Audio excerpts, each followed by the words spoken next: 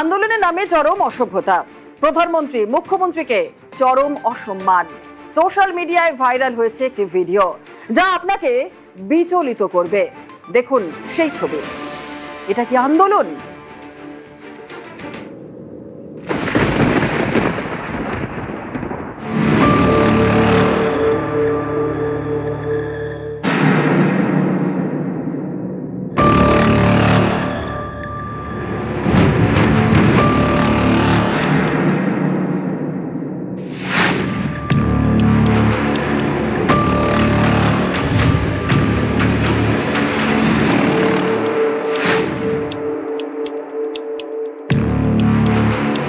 आप लोगों यहाँ ये क्या कर रहे हो? ये तो पीसफुल प्रोटेस्ट था। ये कोई पीसफुल प्रोटेस्ट छोड़ना नहीं, तो हम देश में पीसफुल नहीं है। हम यहाँ या मुख्यमंत्री के मुंह पे लाठी मार रहे हैं, ये अच्छा वो नहीं है। ऐसा काम ही मुख्यमंत्री स्टूडेंट का ध्यान नहीं देंगे, हम मुख्यमंत्री का ध्यान देंगे।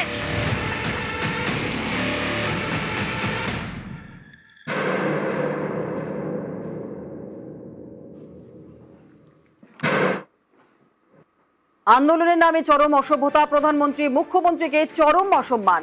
সোশ্যাল মিডিয়ায় ভাইরাল হয়েছে ভিডিও আর যা আপনাকে বিচলিত করবে। দেখুন সেই ছবি। আর এটা কি আন্দোলন?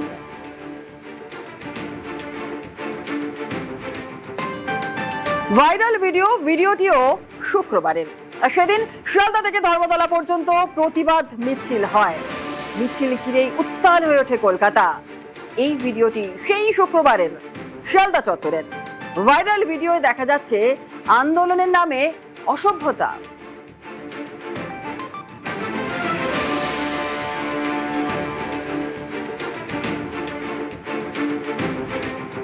প্রধানমন্ত্রীর ছবিতে লাথি মারা, মুখ্যমন্ত্রীর ছবিতে লাথি মারা, প্রধানমন্ত্রীকে ব্যক্তিগতভাবে যে ছবি মানে চোখে দেখা যায় না, এটা আন্দোলন নাকি? আর দিল্লিতে তো ওরা অ্যালাউ করেনি, বা অন্য জায়গায় আজাদি আজাদি কি, এবং কেউ কেউ তো ন্যাশনাল ফ্ল্যাগটাই ধরতে জানে না, উল্টো দিকে ধরে রেখেছিল।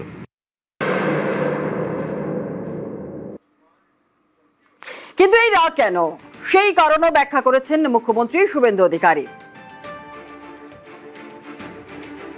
এই শক্তিটা কমপ্লিটলি বিদেশি শক্তিদের দ্বারা মদতপুষ্ট হতে পারে। এদের সঙ্গে ককরোচ পার্টি, নিট আন্দোলনের কোনো সম্পর্ক নেই। এরা কেউ ছাত্র নয়, এরা কমপ্লিটলি জামাতি, মৌলবাদী এবং ভারতবর্ষকে দুর্বল করতে চায়, অশান্তি করতে চায়। এই খারিজি মাদ্রাসা তার রেজিস্ট্রেশন নিয়ে তদন্ত হচ্ছে, এদের রাগ আছে। অবৈধ ওবিসি সার্টিফিকেট পেয়েছিল, হাইকোর্ট বাতিল করেছিল, আমরা কার্যকর করেছি, রাগ আছে।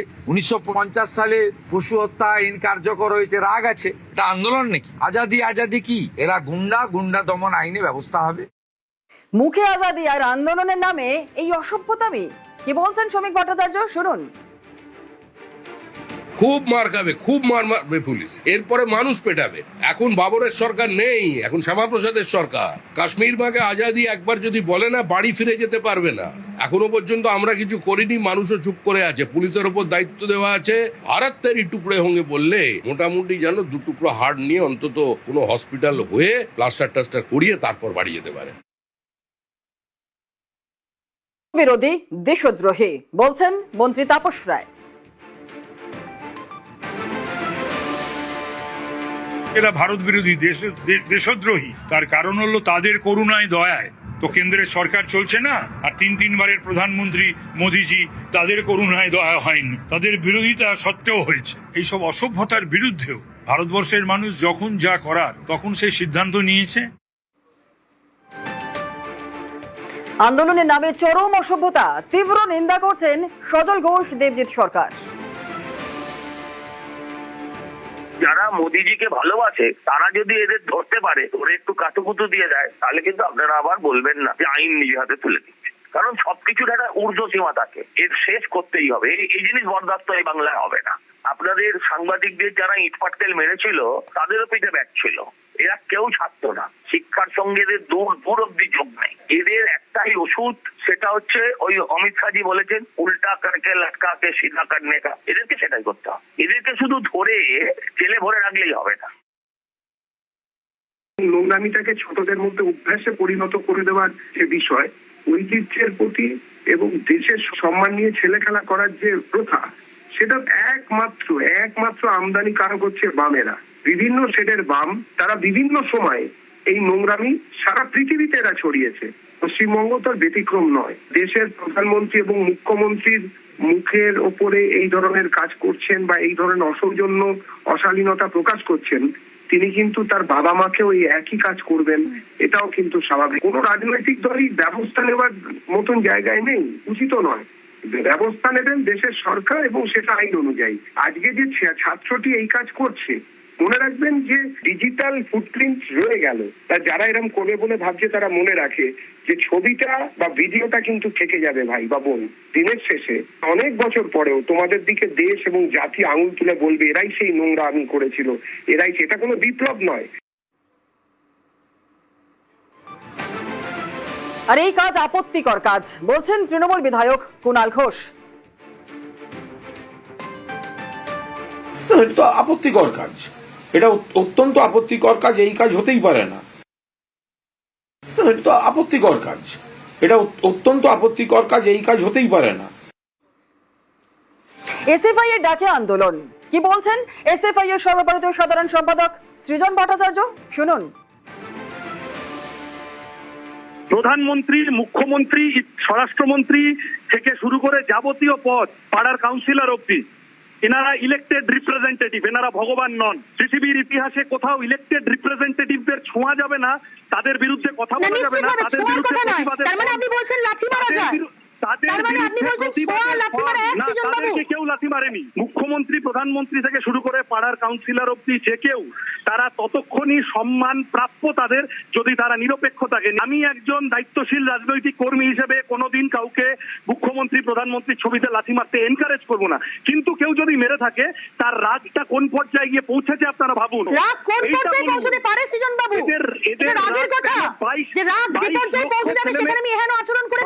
আমি দায়িত্বশীল রাজনৈতিক কর্মী হিসেবে কোনোদিন কাউকে কোনো এই ধরনের কোনো প্রধানমন্ত্রী, মুখ্যমন্ত্রী কেন, কোনো অগ্রজ, বয়সে বড় কারুর সাথেই কারুর ছবিতে এই ধরনের কিছু করতে এনকারেজ করবো না। Sentence number 1।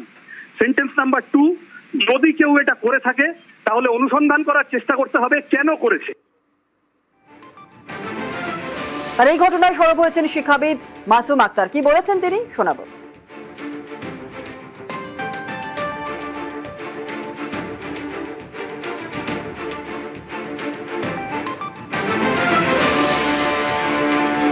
মৌলিক অনাস্থা, ঘৃণা, বিদ্বেষ সমাজে তৈরি করা হয়েছে। আধুনিক শিক্ষাঙ্গনে পড়া, গলায় টাই লাগানো ছাত্রীরা, তারা স্বরাষ্ট্রমন্ত্রীকে এবং মুখ্যমন্ত্রীকে লাথি মারছে। আচ্ছা, ওরা নিটের কি বুঝলো? বারুইপুর থেকে শুরু করে ওই মেটেপুরে যারা এই হামলাগুলো করেছে, তারা যেমন নিটটা বোঝে না, ওরা ইট বোঝে। ওদের কেউ গরম খাইয়ে দিয়ে বলেছে তোরা ইট মার, তোরা সাংবাদিকদের ধরে মার। এই কাজটা যারা করলো, আবার তারা কেউ কেউ মোদিজির মায়ের নাম ধরে গাল দিচ্ছে। সুনির্দিষ্টভাবে ঘৃণা তৈরি করে দেওয়া হয়েছে। নরেন্দ্র মোদী আমাদের শত্রু, ইসলামের শত্রু, ওই শুভেন্দু অধিকারী শত্রু, ওই অমিত শাহ শত্রু, লাথি মারো। এদের পেছনে ইন্ধন দিল কে? এই বাচ্চাদের এই জায়গায় নিয়ে যাওয়ার পেছনে কারা কাজ করেছে? যারা যারা এই কর্ম ঘটেছে তাদের লাঠি পেটা করলে কারা তাদেরকে ডেকেছিল মনে হতে হবে। প্রতিবাদের মানে এই নয় যে অন্য কাউকে অপমান করা যায়, মন্তব্য আইনজীবী সাক্ষ্য সেনের। আমি এমন কিছু করব না বা এমন কিছু কুরুচিকর মন্তব্য করব না as part of my right two protest, বা এমন কোনো অ্যাকশন করব না যাতে অন্য কারোর ইনসাল্ট হয় বা তাকে একটা lowered in public esteem. BNSS এও আছে 352 আন্ডারে। আমার কোনো অধিকার নেই কাউকে ইনসাল্ট করার বা কাউকে ছোট করার কোনোভাবে, যাতে তার রেপুটেশনটা হ্যাম্পার্ড হয়। সো সেই ব্যালেন্সিং অফ রাইটস আমাদের সবসময় মাথায় রাখতে হবে। আন্ডার সেকশন 352 একটা কমপ্লেন করা যেতে পারে। কমপ্লেন কেসটা এটা ম্যাজিস্ট্রেটের কাছে ট্রায়াবল কেস, এবং সেখানে যদি এটা প্রমাণ হয় সেখানে ইমপ্রিজনমেন্টের কথা বলা আছে সেকশন 352-তে।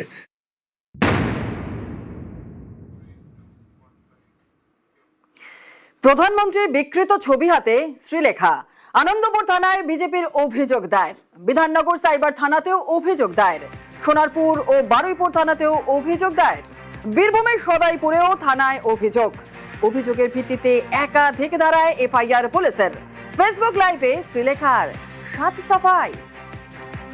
প্রধানমন্ত্রীর বিকৃত ছবি হাতে শ্রীলেখা, তীব্র কটাক্ষ বিজেপি নেতা কেয়া ঘোষের।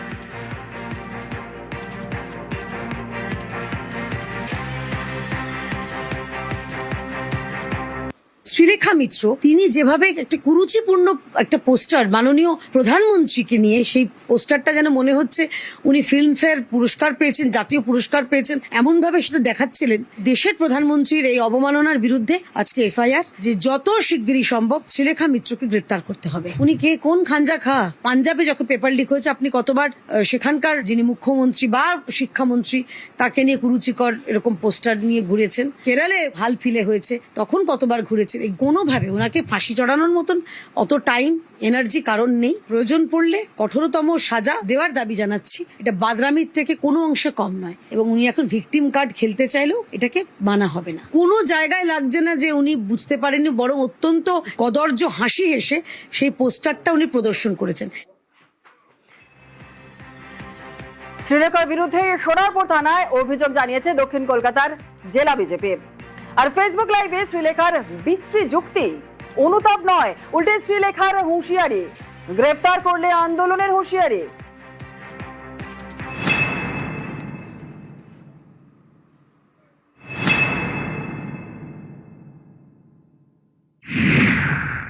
বিশেষ আমি একটা পোস্টার ধরে দাঁড়িয়ে রয়েছি, সেইটা ভাইরাল করা হয়েছে। আমাকে কেউ দেশদ্রোহী আখ্যা দিলে সেটাও যেরকম ভীষণ হাস্যকর ব্যাপার, সেটাই একই রকম হাস্যকর হচ্ছে যদি কেউ মনে করে যে ওই রকম ছবির আমি ইচ্ছা করে এই ছবিটাকে আমি হাতে নিয়ে দাঁড়িয়ে করেছি।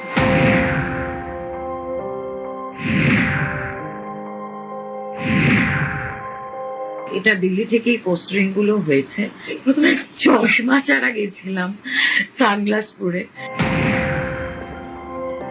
আর ওই ভিড়ের মধ্যে ওইটুকু একটা পোস্টারে আমার চোখটা যায়নি। কি করবো বলুন তো? এরকম একটা ছবি, ওটা দেখে মজা লেগেছে। ওই কতগুলো ছেলে যাচ্ছিল, তারা প্রতিবাদে তারা পোস্টার দিয়ে করেছে, ছবি তুলতে এসেছিল, পোস্টারটা হাতে নিয়ে ছবি তুলেছে। আর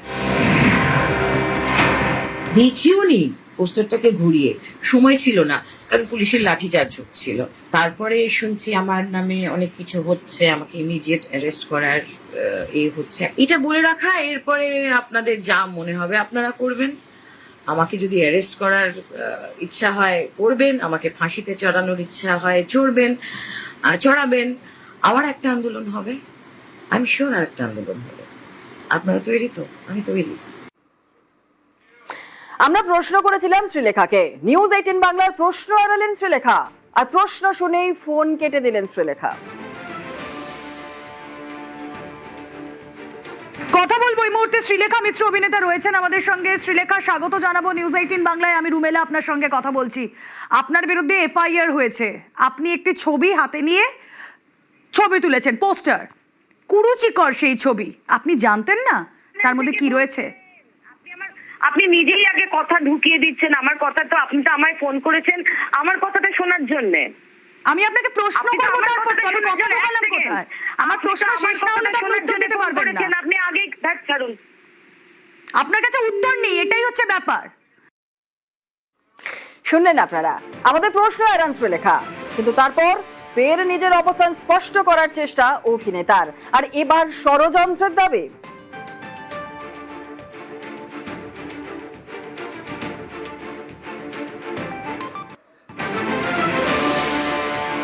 করুন না অ্যারেস্ট, যদি দলও না থাকে আমি একাই লড়বো, আমি আবার আন্দোলন করবো। আমি যদি পোস্টারটা দেখতে পেতাম, আমার কি এই রুচি যে আমি এইটা এরকম করে দেখতাম আর গম্ভীর হয়ে ভীষণ সোবার গম্ভীর হয়ে আমি পোস্টারটা ধরে যাচ্ছি, এরকম যে একটা পোস্টার এক্সিট করে আমি সেটাই জানতাম না। সুতরাং আমাকে যারা দেশদ্রোহী বলবে না, ইন্ডিয়া মানে বিজেপি নয়, বিজেপি মানে ইন্ডিয়া নয়, আমার মনে হয় যে আমার হাতে এটা ঝুলিয়ে দেওয়াটা এতে ষড়যন্ত্র ছিল।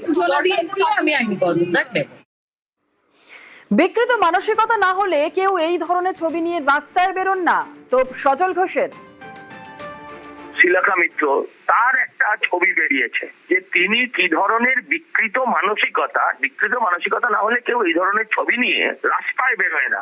এই ধরনের মানুষ যদি, যারা সোসাইটির পরিচিত প্রসিদ্ধ, যাদেরকে মানুষ সম্মান করে, তারা যদি এই ধরনের ছবি নিয়ে রাস্তায় নামে, ওই টুপিদারিগুলো তো রাস্তায় নামবেই এটা নিয়ে। আর এর মধ্যে দেখবেন এসএফআই ডাক দিয়েছে, তার মধ্যে তৃণমূলের যোগ পাওয়া যাচ্ছে। যে গ্রেপ্তার হয়েছে সে তৃণমূলের লোক, সে কংগ্রেসের লোক। ব্যাপারটা হচ্ছে এই বাম, এই কংগ্রেস, তৃণমূল, এরা সবাই আসলে লড়াইতে নেমেছে মোদির বিরুদ্ধে, দেশের বিরুদ্ধে। শুভেন্দুবাবু বলেছেন 3 পুরুষ মনে রাখবে। আমি অনুরোধ করব এদের এমন শাস্তি দেওয়া হোক যেন সত্যিই এদের 3 পুরুষ মনে রেখে দেয়। প্রধানমন্ত্রীর বিকৃত ছবি হাতে শ্রীলেখার আবাসনের সামনে বিক্ষোভ।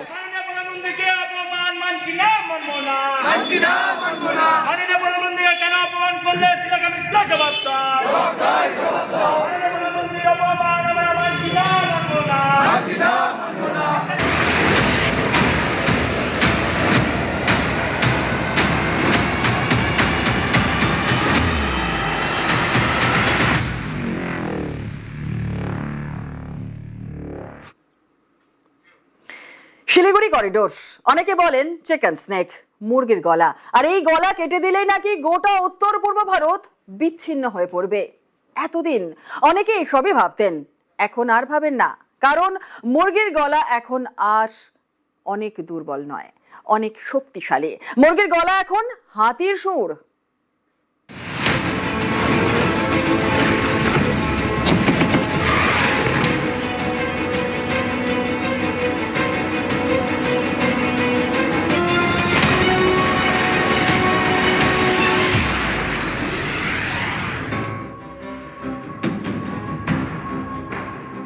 চিকেন স্নেক কথাটা তো কয়েনেজ করেছিল শারজিল ইমাম, এবং সেটা ভারতের একটা দুর্বলতাকে বোঝানোর জন্য করা হয়েছিল, যে ভারত খুব দুর্বল এই জায়গাটাতে, এবং এইখানটা দিলে আমি যদি এই জায়গাটাকে বিচ্ছিন্ন করে দিতে পারি তাহলে গোটা নর্থ ইস্টের 7টি স্টেট ভারতের থেকে আলাদা হয়ে যাবে। এটা এক ধরনের একটা থ্রেড পশ্চারিং ছিল, এবং যেটাকে আমরা শিলিগুড়ি করিডোর বলি সেটারই কয়েনেজ হচ্ছে চিকেন স্নেক, দুর্বলতা বোঝানোর জন্য। শিলিগুড়ি করিডোর কথাটার মধ্যে কোনো দুর্বলতা নেই, কিন্তু চিকেন স্নেকের কথাটার মধ্যে একটা দেখানো ভাব আছে যে দেখো মুরগির গলা টিপে ধরলে মুরগিটি যাবে আর কি, মারা যাবে। তথ্য বলছে গত 10 থেকে 12 বছরে একটু একটু করে বদলে গেছে শিলিগুড়ি করিডোর। অনেকেই প্রশ্ন করেন দুর্বল এলাকা হঠাৎ শক্তিশালী হয়ে উঠল কিভাবে, মুরগি হাতি হলো কিভাবে।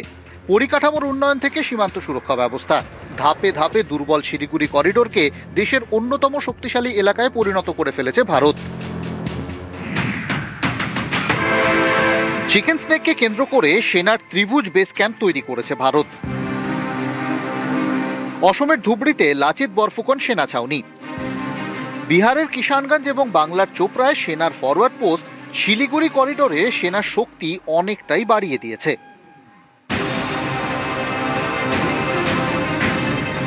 শিলিগুড়ি করিডোর স্ট্র্যাটেজিকভাবে অত্যন্ত গুরুত্বপূর্ণ।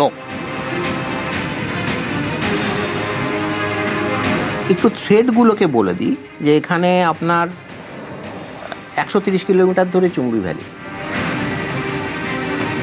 তারপরে হচ্ছে ডোকলামের ঝাম্পেরি রিচ থেকে এই যে জায়গাটা আমাদের Siliguri corridor, direct line of sight দেখা যায়, মানে আপনি টেলিস্কোপ দিয়ে দেখতে পাবেন।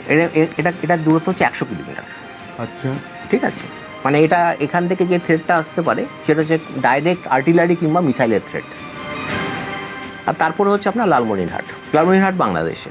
লালমনিরহাটে চীন অলরেডি একটা সেকেন্ড ওয়ার্ল্ড ওয়ারের একটা পরিত্যক্ত এয়ারফিল্ডকে ওরা আবার রিভাইভ করার কথা প্ল্যান দিয়েছিল, এবং ইউনিট সরকার মোটামুটি সেটা এগ্রিও করেছিল। এই সরকার কি করবেন আমার জানা নেই। ভারত এখন তৈরি। শিলিগুড়ি করিডোরে শুধু বেস ক্যাম্প বানানোই হয়নি, সেখানে এখন রয়েছে BrahMos supersonic missile, S-400 defence system, আছে সেনার ত্রিশক্তি বাহিনী, বর্ডারে স্মার্ট ফেন্সিং, ডিফেন্স এবং অ্যাটাকের যুগলবন্দি।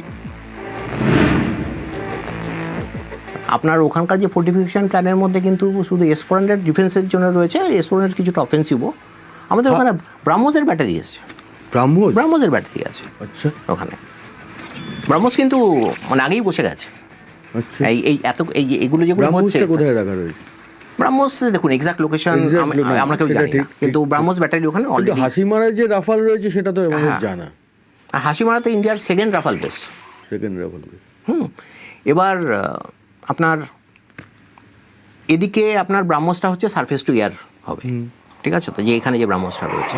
আর ওদিকে আপনার তেজপুরে যেটা রয়েছে, তেজপুরে আপনার রয়েছে সুখোই 30 MKI এর জায়গা, ওটা প্রচুর রয়েছে ওখানে। সামরিক শক্তির পাশাপাশি খেলা বদলে দিতে প্রয়োজন পরিকাঠামো, সেটাও নজরে আছে।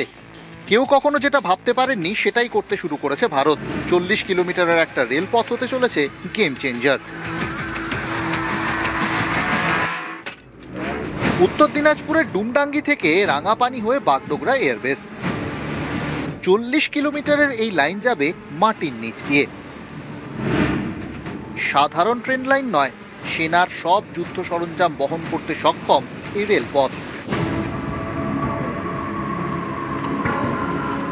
দেখুন, যোগাযোগটা একটা খুব বড় জিনিস, কারণ আজকালকার দিনে একটা কোনো জায়গাকে যদি যোগাযোগ বিচ্ছিন্ন করে দেওয়া যায়, সেখানে মিলিটারি সাপ্লাই, খাবার দাবার থেকে আরম্ভ করে ট্রুপ মুভমেন্ট থেকে আরম্ভ করে সবই, গ্রাউন্ড ট্রুপ মুভমেন্ট থেকে আরম্ভ করে ট্যাঙ্ক যাওয়া থেকে আরম্ভ করে সবই আটকে যেতে পারে। সেই rail track normal rail track না, সেখানে যেন হেভি অ্যাক্সেল লোড নেওয়া, এমনকি মেইন ব্যাটেল ট্যাঙ্ক পর্যন্ত ক্যারি করে নিয়ে যাওয়া যাবে, সেই ধরনের একটা রেলপথ তৈরি হচ্ছে। তার সঙ্গে সড়কপথ রয়েছে পাশাপাশি। মাটি 34 মিটার দিয়ে নিচে দিয়ে যাওয়া, সেটা হচ্ছে একটা মানে মার্ভেল অফ ইঞ্জিনিয়ারিং। এবং তার ফলে হচ্ছে যে ওপর থেকে বোমা বর্ষণ করুন, যাই করুক, এমনকি বাংকার বাস্টারের মতন হেভি যেগুলো ফোর্টিফিকেশনগুলোকে ভাঙার যে বোমাগুলো আছে, সেগুলোও যদি ফেলা হয় তাহলেও আমাদের রেলপথের কিছুই হবে না। সুতরাং আমাদের একটা নিরবিচ্ছিন্ন যোগাযোগের রাস্তা তৈরি হয়ে রয়েছে।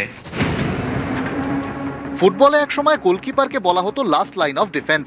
আধুনিক ফুটবলে goalkeeper first line of attack. Modi সরকারের আমলে সীমান্তবর্তী গ্রামগুলোকেও এভাবেই তৈরি করা হচ্ছে। সীমান্তের শেষ গ্রামটাই এখন প্রথম গ্রাম, ভাইব্রেন্ট ভিলেজ। রেল যোগাযোগের পাশাপাশি গোটা উত্তর পূর্বাঞ্চল জুড়ে তৈরি হয়েছে হাইওয়ে ও এক্সপ্রেসওয়ে, এক বিরাট নেটওয়ার্ক, বিরাট কর্মযোগ্য। আমাদের কেন্দ্রীয় সরকারের যে লুক ইস্ট পলিসি রয়েছে, সেখানে তো ইকোনমিক ডেভেলপমেন্ট, আপনার রাস্তাঘাট তৈরি করা, ইনফ্রাস্ট্রাকচারাল ডেভেলপমেন্ট, এগুলোর উপর তো সাংঘাতিক জোর দেওয়া হচ্ছে।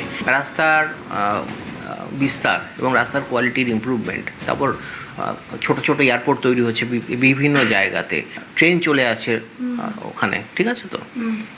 এই একসময় তো নর্থ ইস্টের লোকেরা তো ভাবতে পারতো না যে তারা ট্রেন দেখবে কোনোদিন। ভাবা যেত না। আজকে মিজোরামে ট্রেন চলে এসছে। লোকজনদেরও আর্থিক উন্নতি, ইকোনমিক একটা, মানে আমি রেনেসাই বলবো, যে এই জিনিসটা হচ্ছে এটা একটা রেনেসা। এবং 10 বছর পরে নর্থ ইস্টের পার ক্যাপিটা ইনকাম অনেক ওপরে চলে যাবে। এমনিতেই আমাদের এখানকার নর্থ ইস্টের লোকজনরা অত্যন্ত দেশপ্রেমী লোকজন। তারপরও ইকোনমিক ডেভেলপমেন্ট থেকে আরম্ভ করে এত ইনফ্রাস্ট্রাকচারাল যে ইমপ্রুভমেন্টগুলো হচ্ছে, এগুলো তো মানে এগুলো তো দেখুন, দেশের মানুষই তো আমাদের দেশের সবচেয়ে বড় জোর। তারা যদি খুশি থাকে, তারা তো ফার্স্ট লাইন অফ ডিফেন্স। শুধু সেনার সংখ্যা বাড়িয়ে নয়, শুধু অস্ত্র ভাণ্ডার বাড়িয়েও নয়, গুরুত্বপূর্ণ এলাকার জন্য মাল্টি লেয়ার স্ট্র্যাটেজিতে ভর করে গত কয়েক বছরে ভোল বদলে গেছে শিলিগুড়ি করিডোরের। কেউ মুরগির গলা ভেবে এগোলে বিপদে পড়বে, হাতির সুর পেঁচিয়ে একেবারে ধরাশায়ী করবে।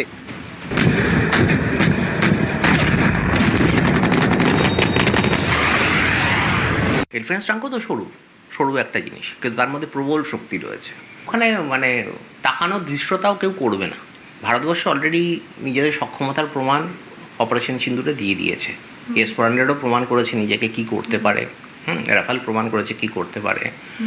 আরেকটা জিনিস বলছি, আকাশতীর এয়ার ডিফেন্স সিস্টেম। এতগুলো দিক থেকে যখন আমি একটা জায়গাকে ঘিরে রেখেছি, এবং তার জন্যে আমরা অফেন্স এবং ডিফেন্স একসঙ্গে আমি একসঙ্গে অফেন্সিভ এবং ডিফেন্সিভ হতে পারি ওই জায়গাটার উপর বেস করে। সুতরাং এটাকে তো আমি এলিফ্যান্ট ট্রাঙ্ক বলবই। শিলিগুড়ি করিডোরে বদলের বিপ্লব। বদলে গেছে বছরের পর বছর ধরে চলে আসা ধারণা। চিকেন স্নেক অতীত, শত্রুর ভয়, হাতির সুর। নিউজ 18 বাংলা।